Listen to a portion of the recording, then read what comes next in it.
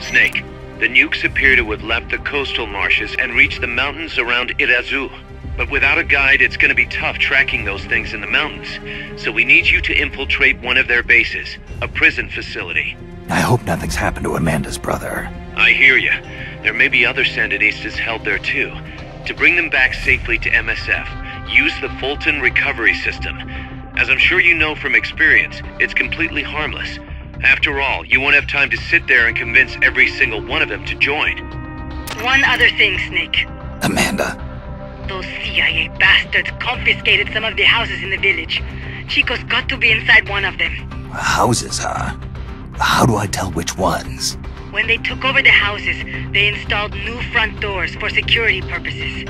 The new doors are blue, with peepholes, so you can see what's inside. Blue doors. Got it. You're getting close to the end of the transport route. Good luck, Snake.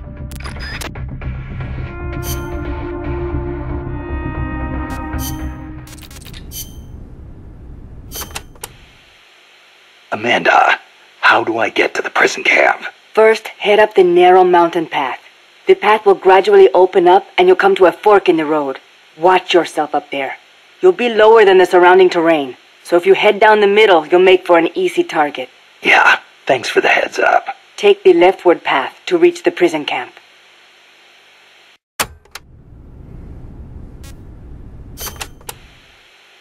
What can you tell me about the prison camp? Well, it used to be a village until they took control of it. It's a maze of paths, so watch out for soldiers on patrol.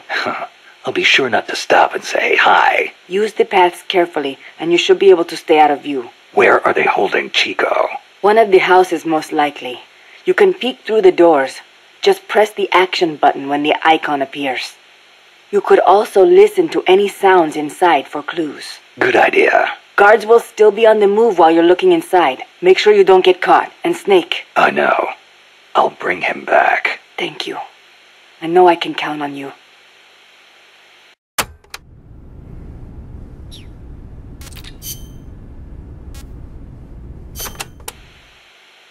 Areas with a distinct dry season, like the Pacific coast, have tropical dry forests. During the dry season, the trees drop their leaves. It gives you a clearer view, but at the same time, there are fewer places to hide. So be careful. Sounds dull. It is not really. A lot of trees flower during the dry season, including my favorite, the tabebuya. It has these amazingly vivid yellow flowers.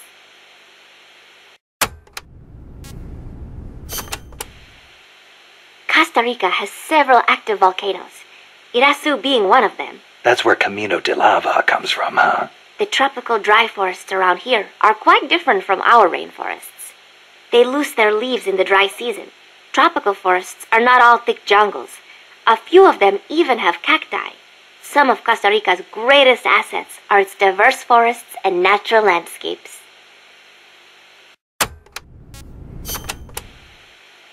Costa Rica got its first real railroads up and running about 100 years ago. Their primary purpose was to move coffee harvested in the Central Basin to the Caribbean coast. They built railroads here 100 years ago? That's impressive. It was even more difficult than you would imagine. Later, they started using the railroads for shipping bananas too. There still might be some branch lines around here.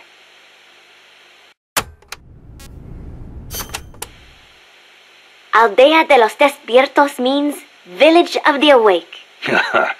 Weird name. The area is littered with coffee fields, and there is a factory nearby. The villagers are fans of coffee, so... Nah, they don't get much sleep, huh? They've got a sense of humor, all right. I cannot believe they would take over a place like this and use it as a prison. It is unforgivable for both the CIA and the thugs they employ. All the villagers wanted was to live in peace. What gives the CIA the right to crush them like that? They don't care about anyone's rights but their own. It's just the way some people are. You really think so? Don't worry. It just gives me the right to teach them a lesson.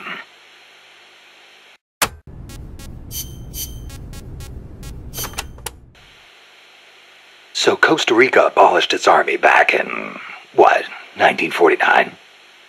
Pretty gutsy move for a Central American nation at the time. Yeah, well, they'd just come out of a civil war. I'm sure they were driven by a desire to avoid another tragedy, like Pa said. But I think they had a more compelling reason. Army coup d'etat are a way of life in so many Latin American countries. Imagine seeing that up close. No army, no coup.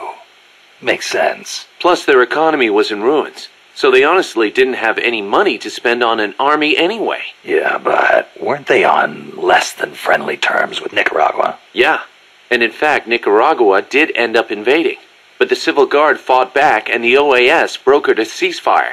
The U.S. and the rest of the OAS had their back, and they used it to full advantage. For a quarter century, they survived in the powder keg of Central America. That must have taken some serious diplomacy, even if the Civil Guard is pretty decked out for a police force. Must be tough to be a country without an army.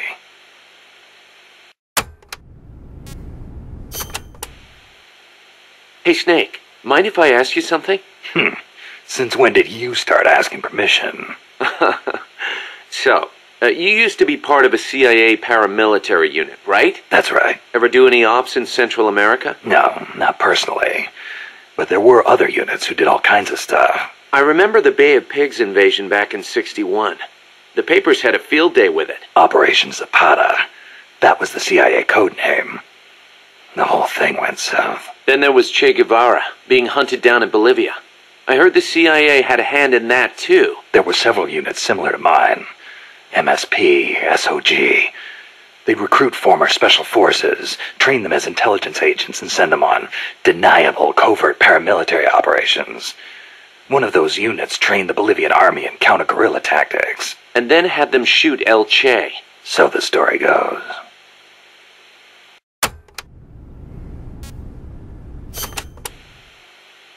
Around here they say La CIA instead of CIA, huh? Nothing strange about it. That's how it's pronounced when you read it in Spanish. It has the feminine noun ending a, so they use the article la. Apparently some people have taken to using the term UCLA. That's a new one to me. What's it mean? It stands for Unilaterally Controlled Latino Assets. Meaning they're local agents? Yeah, that's the idea. Washington uses them like pawns. Nobody knows who they really are or what they're doing.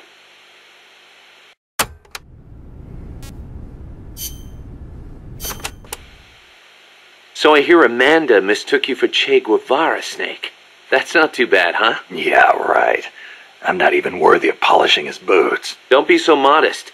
From where I'm standing, your men see you as a great man. As great as the century's most complete human being. That's Sartre, right? Well, there's hardly been a more iconic figure of his times than Che. Oh, he was more than that. He was a true revolutionary and a great warrior. I'm with you there. Can you believe that when he first went to Cuba with Fidel, they had only 12 guys with them? But they rallied. They brought in new recruits, won the support of the peasants, expanded their organization. And in the end, they overthrew the Batista regime. People flocked to them because they were honest. They won because they were strong. Those are the qualities that make men great. You know, we're kind of in the same boat they were back then. Here we are, a handful of mercenaries taking on an army backed by the United States. Yeah, we've got a long way to go.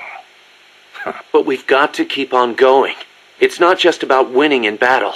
You need to think about recruiting people and growing this operation. Got it.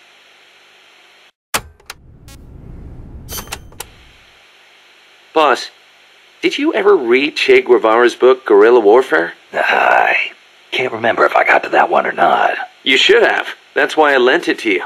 A lot of the guerrilla tactics it covers apply to sneaking missions, too. Che was one of the first people to articulate the theory of guerrilla warfare. C.E. Lawrence of Arabia, was another one. And Mao Zedong and his On Protracted War. Theory aside, Nicaragua's General Sandino was one of the first to put guerrilla tactics into practice, which explains why the Sandinistas named themselves after him. If you think about it, guerrilla warfare itself has been around since ancient times. There's only so many ways a small group can upset a large army. There was a samurai in Japan who excelled in guerrilla warfare. No kidding. Tsunoki Masashige. He was a warrior who lived in the medieval era. He used unconventional tactics to help overthrow the Kamakura shogunate. Like what? Trojan horse-style maneuvers and decoys to confuse the enemy. The best one was when the enemy was climbing the castle walls.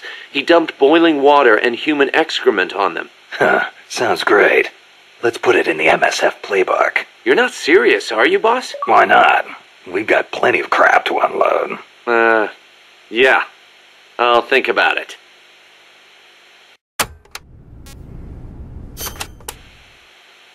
The year the Cuban Revolution was won, Che visited Japan as a member of an economic delegation. While he was there, he visited Hiroshima. Hiroshima? Since he was there to discuss economic issues, Hiroshima wasn't part of the original itinerary. Some said the Ministry of Foreign Affairs didn't want to let him go, but he went anyway. He snuck out of his hotel and took an overnight train. Huh. Traveling guerrilla style. Sounds like Che, all right. He visited the Peace Memorial Museum and the Atomic Bomb Survivors Hospital. Apparently it gave him quite a shock. As a doctor, it must have been painful for him to see how the victims suffered. Nukes destroy everything. He was quoted as saying, "They put you through this, and still you do whatever America says." Those words really hit me hard, especially when I think of my mom. He said something else, too. Let us all love Hiroshima and its people. I can believe it. Che never managed to numb himself to other people's pain. That's why people loved him. And why he died.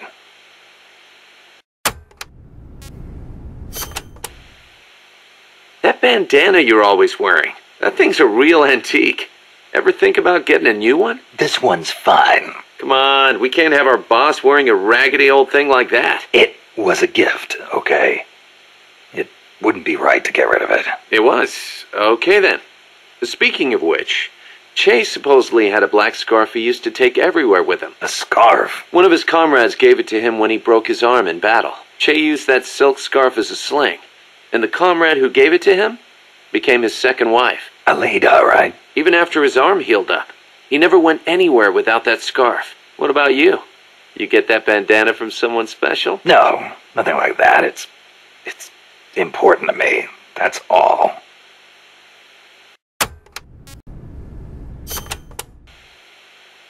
You were saying Japan has a peace constitution too. Yep. Japan renounced war in Article 9 of its constitution, aspiring sincerely to an international peace based on justice and order. The Japanese people forever renounce war as a sovereign right of the nation, and the threat or use of force as a means of settling international disputes. In order to accomplish the aim of the preceding paragraph, land, sea, and air forces, as well as other war potential, will never be maintained. The right of belligerency of the state will not be recognized. You know it by heart. Some things you never forget. Impressive. There were some parts I didn't quite get, though. Like the whole means of settling conflicts thing. Yeah, that's been the subject of debate. Whether or not it forbids any and all use of force. The current Constitution was originally drawn up under the Allied occupation. The first draft was even submitted by Allied GHQ. So naturally, there are some who feel the Constitution was imposed on Japan by foreigners. Things like that are never simple. Same for every country, I guess. One thing's for sure, though. Not having an army let Japan focus on economic recovery after the war. In that sense, it's the same as Costa Rica.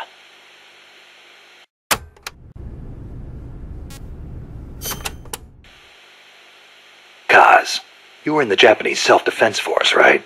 I thought that Article 9 you were talking about earlier prevented Japan from having an army. Yeah, and that's another subject of controversy. The Self-Defense Force is an organization for the purpose of defense. Article 9 of the Constitution does not deny Japan's right to self-defense. Therefore, the SDF is constitutional. That's Tokyo's official stance. Sounds complicated. Call it what you will.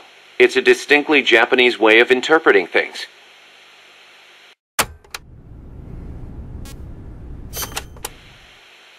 The U.S. has military forces stationed in Japan, right? Right. Even though the Allied occupation ended, American forces are still stationed there under the U.S.-Japan Security Treaty. Unlike Costa Rica. Part of it stems from the occupation, but Japan also occupies a key strategic position from America's perspective. It's next door to the Soviet Union, and close to China and North Korea as well. It's integral to the security of Pacific Asia. For America, Japan represents a barrier against communism. What about for Japan? As you might expect, there's deep-rooted opposition to the alliance. In 1960 and 1970, when the treaty was up for revision, there were mass protest movements against it, especially in Okinawa. The U.S. only gave it back to Japan 2 years ago, and American bases are still concentrated there. It's a heavy burden for the Okinawans to bear. Then why don't they scrap the treaty? Lots of reasons.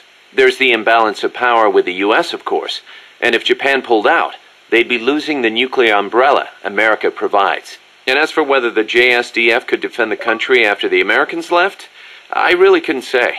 Costa Rica is in a similar situation. They depend on the Inter-American Treaty of Reciprocal Assistance, the so-called Rio Pact. So, the countries with peace constitutions end up having to rely on other countries' armies. Kind of ironic. On the flip side, not everybody in America is satisfied with it either. Some people argue Japan is freeloading off America's security guarantee. And you know how Japan's industrial exports are making inroads in the States. Yeah, I've got a Japanese camera myself. Best damn camera around. Japan's low defense spending allows it to invest more in economic recovery and expand its share of the American market. That's a bitter pill for Americans to swallow.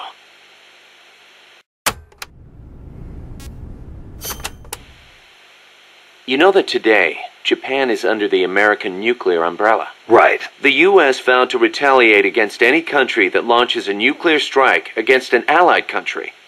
That promise deters nuclear attacks against America's allies, hence the term nuclear umbrella. But suppose the Russians nuke Tokyo. Would America really nuke Moscow in return? If they did, the Soviet Union would undoubtedly retaliate. Would Washington really be willing to risk having a bomb dropped on itself in order to avenge Japan? I'm not so sure. Don't tell me you're still worried about Japan. After all these years? It's not that. To be honest, I'm not convinced either. But Moscow faces the same dilemma. Maybe Washington wouldn't retaliate on Japan's behalf. Then again, maybe it would. So you're saying Moscow wouldn't want to risk being attacked either? The whole concept of nuclear deterrence is entirely hypothetical to begin with. When you get down to it, it's all smoke and mirrors.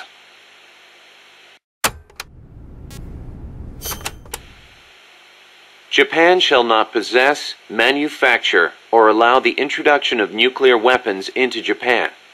Those are the 3 non-nuclear principles set forth by the Japanese government. Allow the introduction? That's funny. Some of the U.S. warships that visit Japanese ports are armed with nukes. Or are you going to tell me they transfer them at sea onto other ships every time they visit? You raise a good point, Snake. But the Japanese government doesn't recognize it as such. The introduction of nuclear weapons into Japanese territory would need to be agreed upon in advance. America hasn't made any such agreements. Therefore, they aren't bringing nukes into Japan. That's the official excuse. Doesn't sound like much of an excuse to me. I don't blame you. Keep in mind, though, Japan suffered actual nuclear attacks. Anti-nuke sentiment there runs deeper than you think. I suppose the government's not really in a position to admit that sort of thing.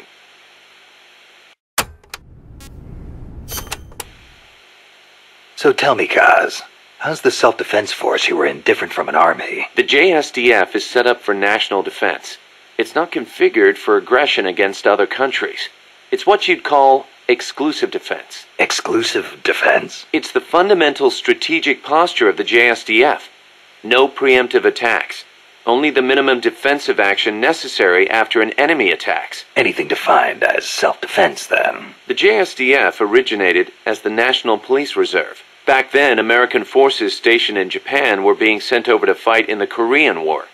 So in a sense, the NPR was filling a gap. Police, huh? Reminds me of the Costa Rican Civil Guard. Yeah, exactly.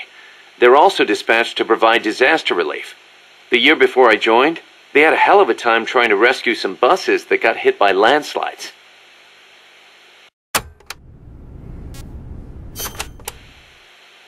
So why'd you quit the JSDF? Because I didn't have a reason to be in Japan anymore. A reason? My mom had died 3 years earlier, so I didn't have to care for her anymore.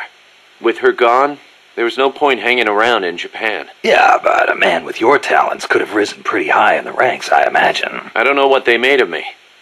Could be it actually alienated me from the brass. And personally, I can never get used to the idea of exclusive defense. Meaning? On a strategic level, I can see how a country could go with the exclusive defense model used by the JSDF, and I've got nothing against my fellow soldiers who believe in it. On a tactical level, though, it just rubbed me the wrong way. To put it simply, I was itching for a real fight. I figured. And I felt as long as I was in the JSDF, I'd never be able to stand shoulder to shoulder with my father, who was in the U.S. Army. Seeing Yukio Mishima's suicide didn't help either. Yukio Mishima, the guy who wrote The Temple of the Golden Pavilion. The way he questioned the status quo hit home with me. Not that I admired his vision or anything, but it did get me thinking, that's for sure.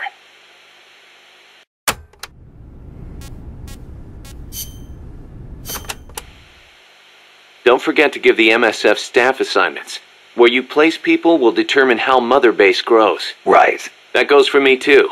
Assign me wherever you think is best. You? I thought you were second in command. Don't worry, I've got that covered. But MSF is still small, and I don't have the leisure of sitting around on my butt all day. I see your point, but... Not to brag or anything, but I kick ass at whatever job you gave me. Put me in the area you want to focus on developing most. I'll take real good care of the staff there. Easy, Kaz.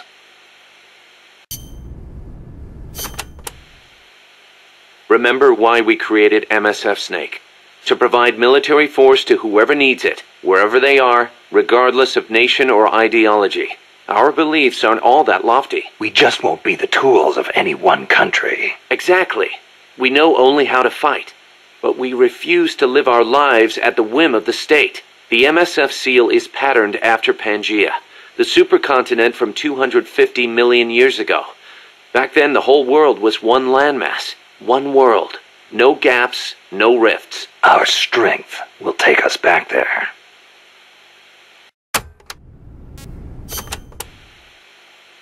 What about you, Kaz? Any interest in expanding MSF? You'd better believe it. I want to make us into an organization that doesn't take orders from any country. Just like you were saying, we have to be strong. Strong enough to defend ourselves. We need money, too. Money to train soldiers to fight. The way I see it, we make MSF into something along the lines of a new kind of business. A contractor providing the full range of military services. Not just combat, but logistics, training, weapons, outfitting, and R&D. Combining the small footprint and exceptional performance of special forces with the raw military might of a full regular army.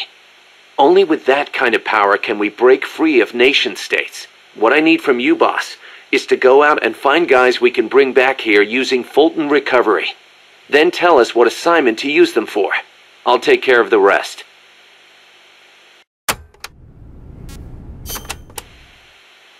Your old mentor, the boss. She was known in the West as the mother of special forces, right? Nothing but propaganda. Actually, it's not all that far from the truth. I heard the KGB just set up a counter-sabotage cell. Alpha Group, I think they call it. There's even a rumor that West Germany created a counter-terrorist unit within its border police after the debacle at the Munich Olympics. Back home in the States, they've got the illustrious Green Berets, the SEALs, and your personal creation, Foxhound. The seeds sown by the boss are beginning to sprout. Same goes for MSF, right? In creating it, you were carrying on the will of the boss. Yeah. She taught me how to fight the hard way. She beat it into me. And now, thanks to her, we can take on missions other than just conventional combat. After all, we've got the same mother as the Army's Special Forces.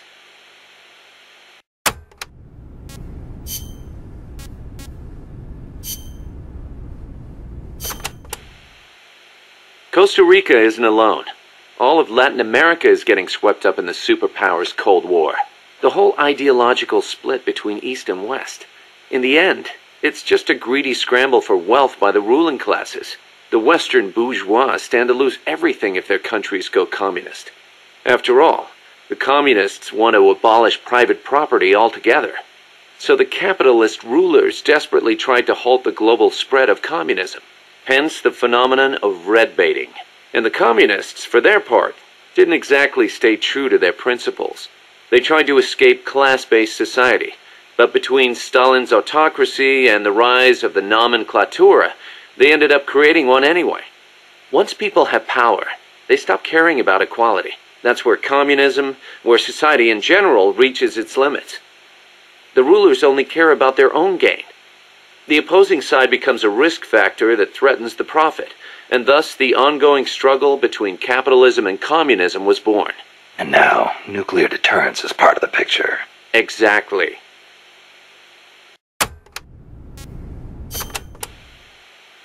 They say nuclear weapons are the reason we haven't seen conflict on a global scale since World War II.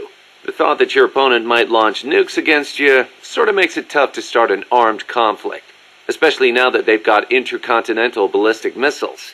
Nowhere is safe. Of course, all that has caused military expenditures to skyrocket. Well, the only way to ward off a preemptive strike is to flaunt your own nuclear stockpile, and that's caused their numbers to increase exponentially, not just with regards to destructive power, but in terms of targeting technology too. Now they can hit a target halfway across the world with pinpoint accuracy.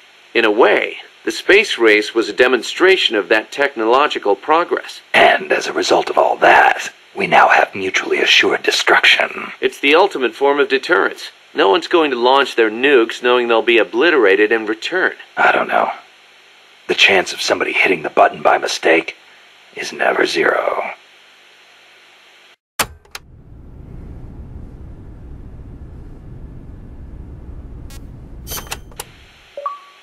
You're right.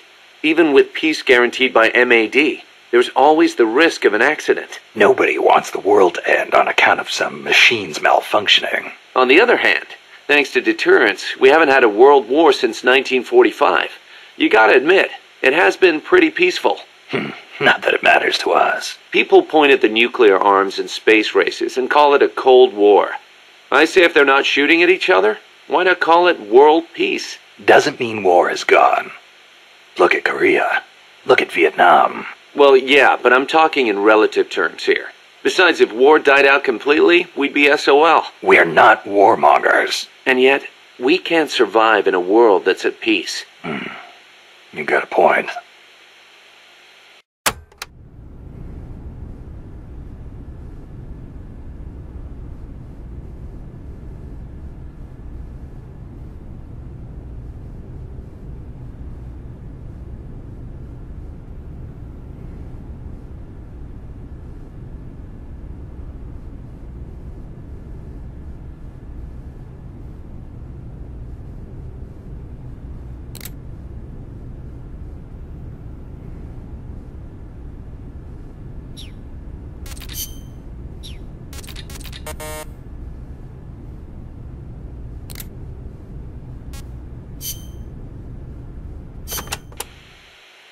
So it's been more than 10 years since the Cuban Missile Crisis, huh? I don't think we'll ever forget it. No kidding. Those 13 days starting October 15th, 1962, were probably the closest we ever came to all-out nuclear war. The Russians deployed nuclear missiles to Cuba. America responded with a naval blockade. Then Russia shot down an American spy plane. I was still a teenager back then, but I remember what it felt like to be one step away from nuclear war. The adults were freaking out. If it wasn't for the Cuban Missile Crisis, there might never have been an Operation Snake Eater. And... What's the matter, Snake? It's not like you to get all hypothetical. I guess not.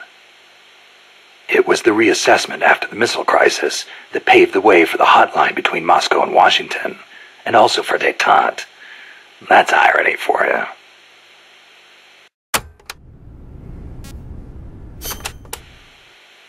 The Treaty of Tlatelolco was enacted to make Latin America into a nuclear-free zone. It bans the testing, use, manufacture, production, acquisition, storage, and deployment of nuclear weapons.